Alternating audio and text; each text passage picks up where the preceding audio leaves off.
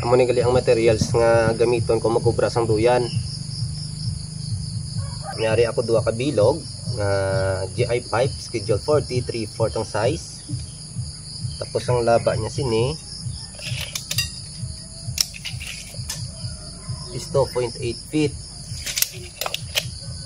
Tapos ang both sides sini isang tubo nga ni ginwildingan ko para hindi magdanlog ang lubid.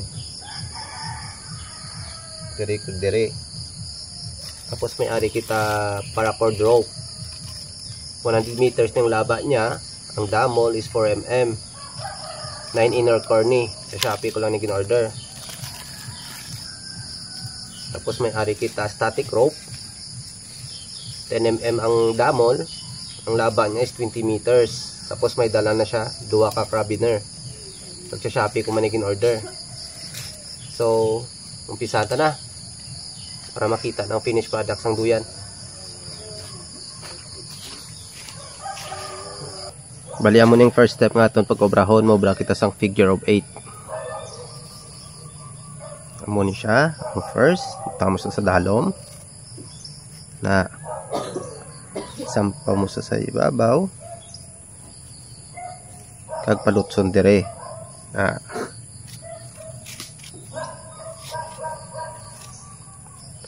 Na amo ni siya, figure of 8 na ni siya, 8 knot. Kung hindi klaro sa inyo ang pag-explain ko, pwede nyo man ma-search sa Google kag matanaw nyo kung paano ang paghigot. Tapos ko gali ang higot sang figure of 8, maproceed ako sa paghigot sa tubo. Ang gamiton ko diri nga panghigot amo ang clavich. Ang namin sa clavich kay once nga gabutong, gahugot. Kag ipakita ko sa inyo kung paano maghigot. Muni, gaubra lang ko sang 2 ka round. Pareha sini kag isuok sa tubo. Kag butungon ang kabilaan sang lubid. Kag amo man sa piyak nga side sang tubo, mahigot man ako sang clavich. Na mahigot ako. Kag i-make sure ko gid ni nga once nga maghigot ako, nasa middle lang aton nga figure of 8 nga panghigot. Kay once nga wala sa middle sang tubo, mabudlayang gid ako sa pagtahi sang paracord rope. Once nga magsugod na ako sa pagtahi kay unbalance siya kag kimpang-kimpang. Kamo sina ginatan-aw ko kung balance ba or hindi, kag gin-adjust ko lang kung unbalance pa siya. Amo lang na siya kung magi-adjust ka na ginatan-aw ko kung balance or hindi.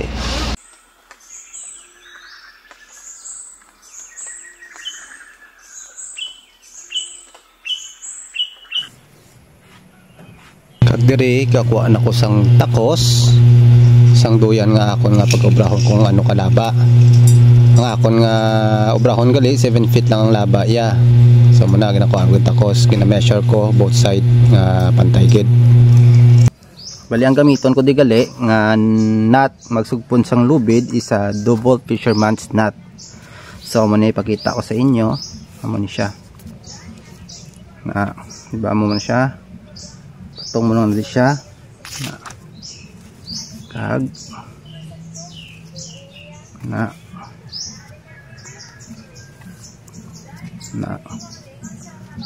kag suok po lang di siya na kaya muna na siya.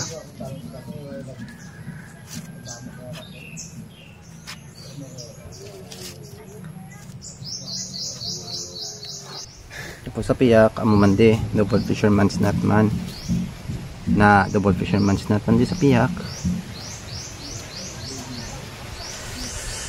Kag pwede mo siya soak.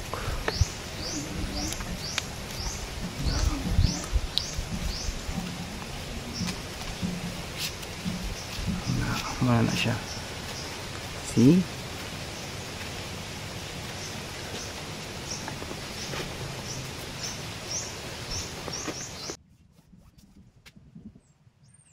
Dire gaikot na ko sang duyan sa kahoy para makaumpisa na sa pagtahi sang lubid sa duyan. Mo na siya. Hinihikot ko na siya sa puno, kabilaan nga puno para masanting ko gid kag hindi siya hindi maluya kung magtahi na ako. Kinabutangan ko gali sang banig sa idalom sang duyan nga obrahon ko para ang lubid nga paggamiton ko sa pagtahi hindi maiguan. Baliam nga ni ang ang para cord rope ng pinangutod ko.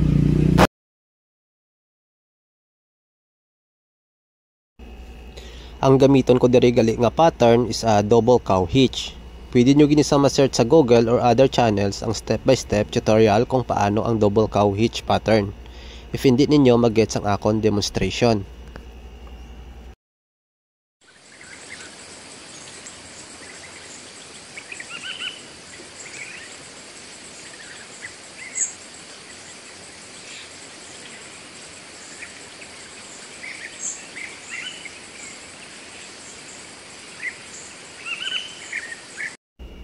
Kung ga-start pa lang kamo, medyo makaubos gid man siya oras kag pasyensya kay laba pang lubid. Kung ano kalaba sang lubid, dapat amo man nakalaba pasyensya mo. After nyo natapos ang double cow hitch, split nyo lang na then dira ta ma-insert sang another color nga lubid ta. Same pattern lang sa color orange. Sa terms kali sang color preference, kamo na bahala magpili sang color nga gusto nyo. Akon ginpili ko ang beige kag ang orange color kay namian gid ako sang ilang nga color combination.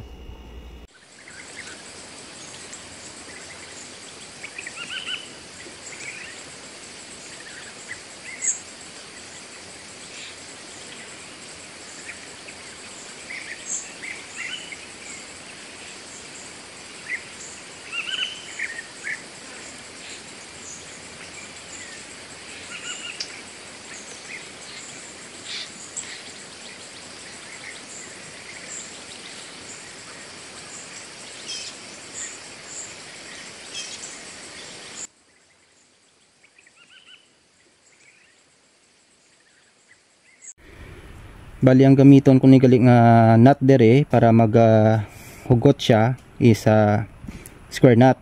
Balian mo lang ni siya. Na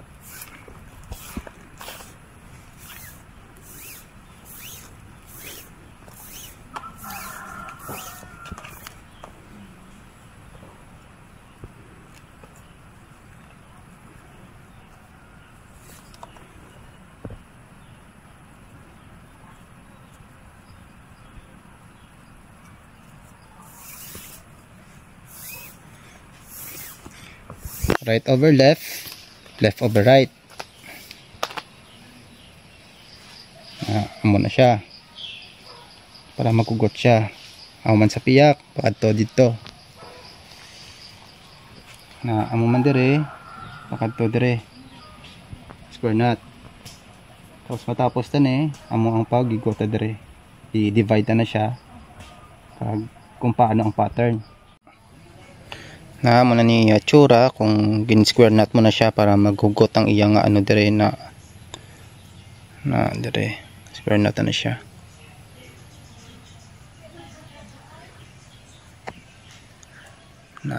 Bali ma-start na kita sang tahi naton sang duyan. Bali mag-umpisa kita sang tahi, hindi ta na ipagdalon ning duwa. Bali sabit ta na siya ang duwa nga ni. Kay sa ikaduwa nga tahi naton amo ni pagkwata sa iya.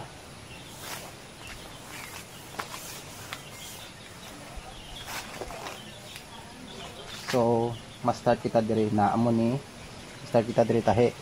Baling ari butang tani sa tunga amo ni gamiton ta danay ang duwa pang tahi. So ang gamiton ta nga pang tahi is amo man gyapon dire the same square nut man gyapon. So bisa na ta.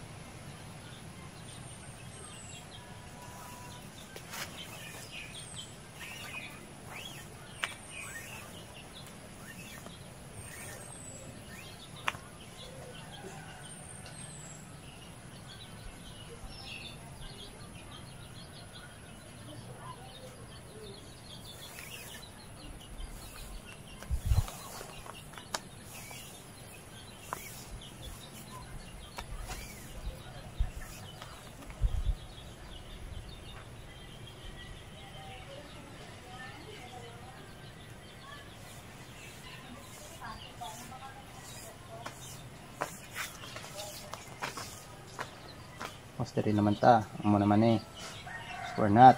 Na mo ni sa dalom. Butang mo di sa dalom dirang isa. Isampa mo di siya sa ibabaw sang orange. Pagpalutson diri. Na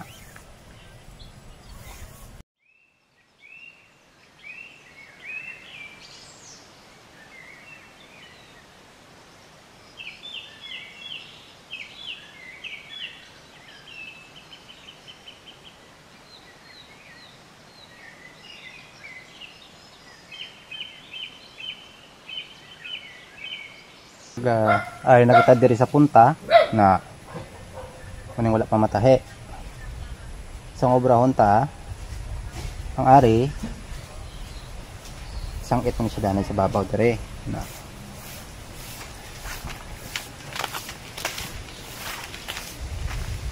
na sangkit mo siya atay untay danay de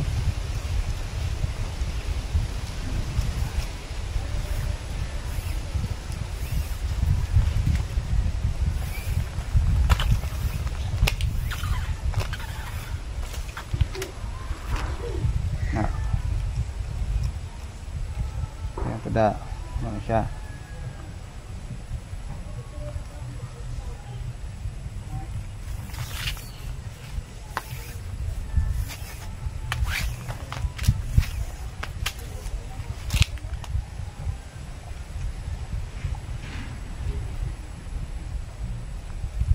yung last nga ni mo ni sampaw tayo siya orange naman ang itahita kung ang taning orange di yung orange ni kag ang pagtahita de na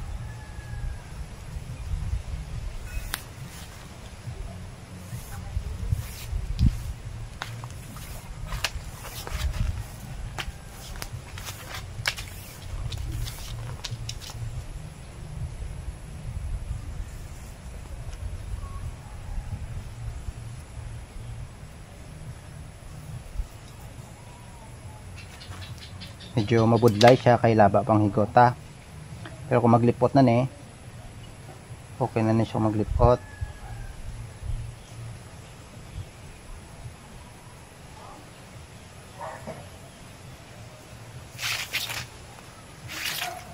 umpisa mo lang ang budlay mo pero kung magsigi-sigi na dasig naman lang ng ubrata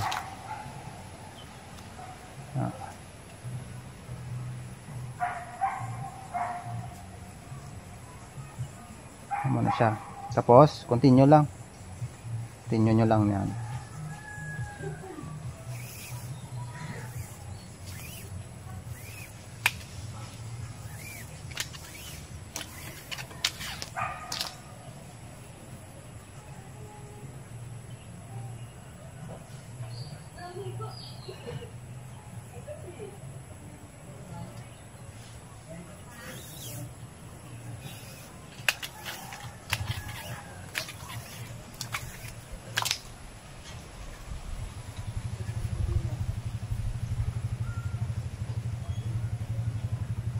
na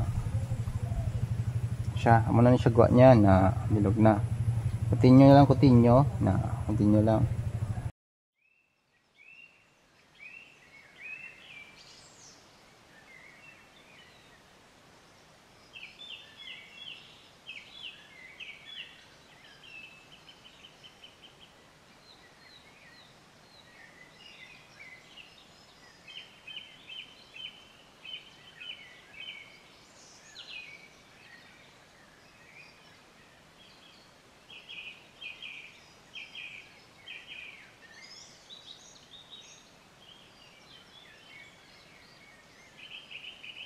ginang wala ko gindala sa tahi dalo ko ni subong sa pagtahi ko bali sampa ko dis babaw na pagtahi ko sa sang orange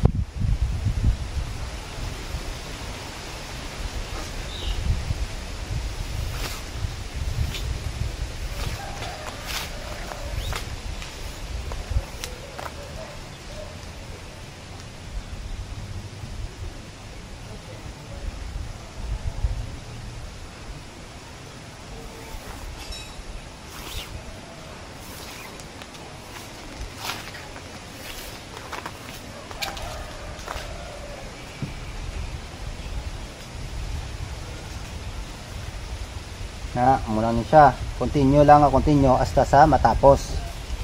Amo lang na siya ang pattern. So proceed ta hasta nga matapos na naton para masakyan na kang magamit.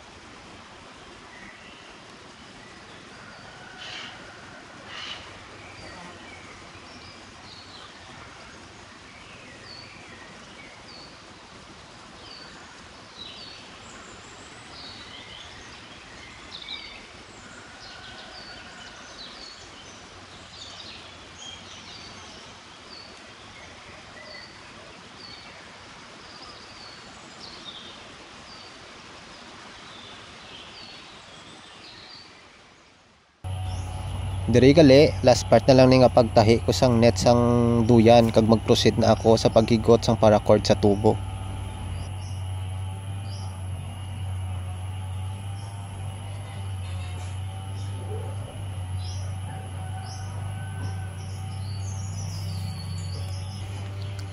So bali tapos na kita sa pagtahi sang square nut diri sa aton nga duyan nga net. Ma-proceed na ako sa final. Bali ang gamiton ko diri magugot ako sang sang paracord ko diri sa tubo nga GI pipe. Gamiton ko naman nga nut isa clavitch. So higot ko diri. Musina. Na. Tapos isok nyo liwat diri. Kag paagyo nyo diya diri, pasudlo nyo di.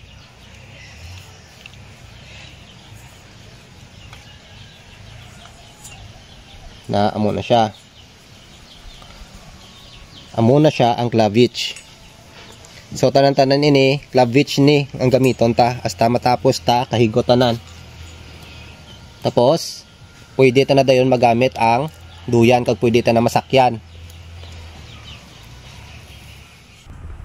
So tapos ang every space ini sang aton nga lubid diri nga paracord.